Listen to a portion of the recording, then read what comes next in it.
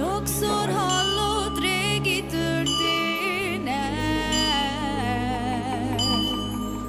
apám szava csendesebben száll. Nézd rám a kályha melegében, a kávé is lassan kihűl már.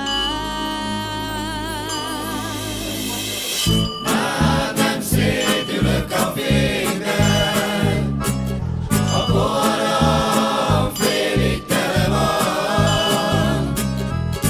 Nem az esztől leszek része,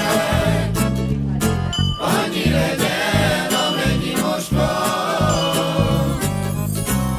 A tegnap árnyékában élek, pedig ma ragyog rám a nap. Most a lányomnak mesélek, egyszer megérti-e majd. Már nem szédülök a fényben, a poharam félig tele van. Nem az esztől leszek része,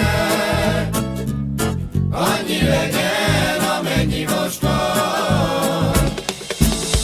Szemeim már megpihen a hajnal, a fekete is lehet ragyogó.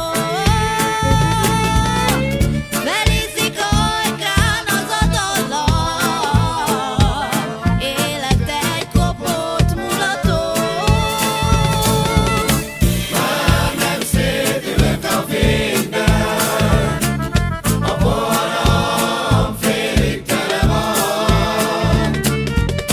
Nem az esztől leszek része, annyi legyen, amennyi most van. Ugyanazt a poros utat járom, a cipőmön már nincsen repedék. Szívek köré rózsát muzsikálok. Hadd tegyem a tarisznyátokba lelki értelemben azt a rövid üzenetet, ami a Bibliából, a példabeszédek könyvéből származik. 3000 éves szavak ezek, melyek azt mondják, hogy bízzál az Úrban teljes szívedből, és ne csak a magad eszére támaszkodj. Minden utadon gondolj rá, és akkor ő egyengetni fogja az ösvényedet.